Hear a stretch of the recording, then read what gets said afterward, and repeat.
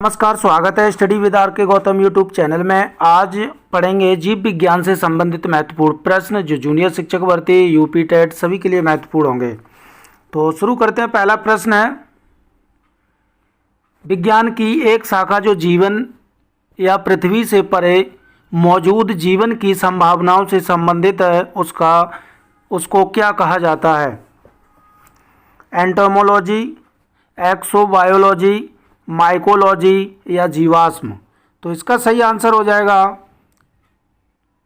Exobiology. अगला प्रश्न है, प्राचीन काल के जानवरों, पौधों एवं अन्य जीवों के संरक्षित अवशेषों या चिन्हों के अध्ययन का विज्ञान कहलाता है? एंथ्रोपोलॉजी, आर्कियोलॉजी, पोलियोटोलॉजी या फिर फार्माकोलॉजी? तो इसका सही आंसर हो जाएगा पैलियोटोलॉजी। अगला प्रश्न है, जीवधारियों के वर्गीकरण के अध्ययन को क्या कहा जाता है? सर्पेटोलॉजी, वायरोलॉजी, टैक्सोनॉमी या फिजियोलॉजी? तो इसका सही आंसर है टैक्सोनॉमी। अगला प्रश्न है, निषेचन, विकास, विभाजन और विभिन्नता के अध्ययन को किस नाम से जाना जाता है? भ्रूण विज्ञान, फिजियोलॉजी, आनुवांशिकी, क्रमागत उन्नति? तो इसका सही आंसर है भ्रूण विज्ञान। अगला प्रश्न है, सब्जी के लिए काम आने वाले पौधों के अध्ययन को कहते हैं? फ्लोरिकल्चर, ओलेरीकल्चर, हॉर्टिकल्चर या पोमोलॉजी? तो इसका सही आंसर है ओलेरीकल्चर।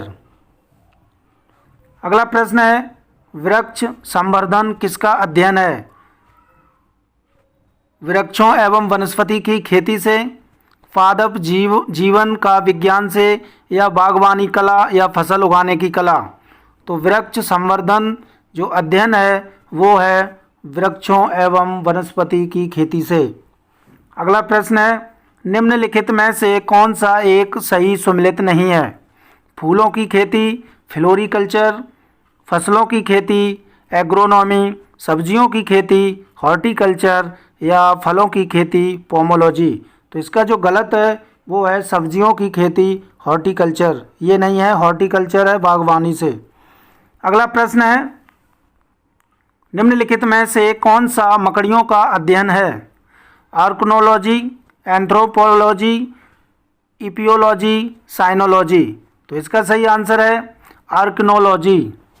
आर्कनोलॉजी मकड़ियों के अध्ययन से संबंधित है।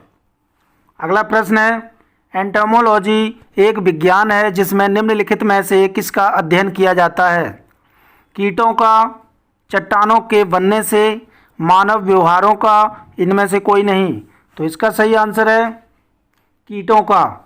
एंटोमोलॉजी कीटों से संबंधित है, कीटों का अध्ययन किया जाता है। अगला प्रश्न है, सौरोलॉजी का अध्ययन है मच्छर का, छिपकली का, तिलचट्टा का या सांप का?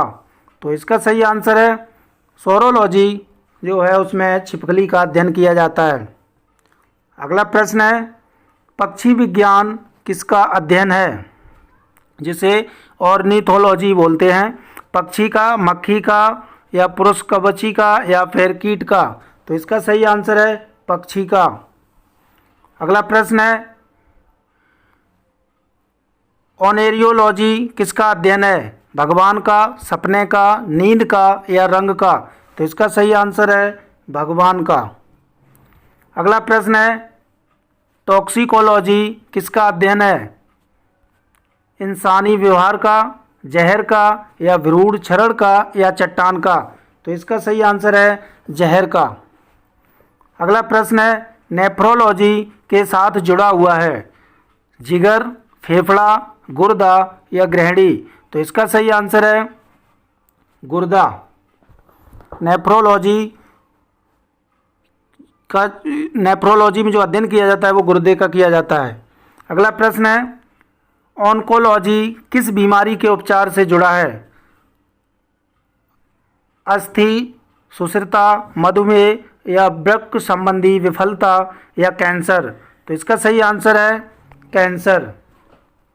कैंसर से जुड़ा हुआ है ऑन्कोलॉजी। अगला प्रश्न है, मानवों में गुणसूत्र संख्या 21 की त्रिगुण सूत्रता उत्तरदायी है। डाउन सिंड्रोम के लिए, हीमोफीलिया के लिए, या टर्नर सिंड्रोम के लिए, या फिर क्लाइनफेल्टर सिंड्रोम के लिए। तो इसका सही आंसर है डाउन सिंड्रोम के लिए। अगला प्रश्न है, कौन सी बीमारी दिल से संबंधित नहीं है? एन्यूरिज्म, कार्डियोमायोपैथी, डिप्थीरिया, या मायोकार्डियल रैप्चर। तो इसका सही आंसर है डिप्थीरिया, ये दिल से संबंधित नहीं है। अगला प्रश्न है, रोग मुख्यतः व्यावसायिक स्वास्थ्य खतरों के कारण होता है। किसके? साइफिलिस, या सिरहोसिस, या सिलिकोसिस, या पार्किंसंस। तो इसका सही आंसर है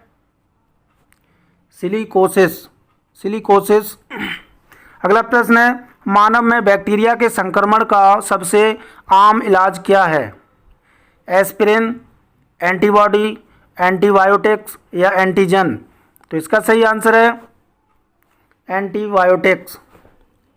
अगला प्रश्न है, कोशिकाओं के अध्ययन को भी कहा जाता है। तो कोशिकाओं के अध्ययन को क्या कहा जाता है?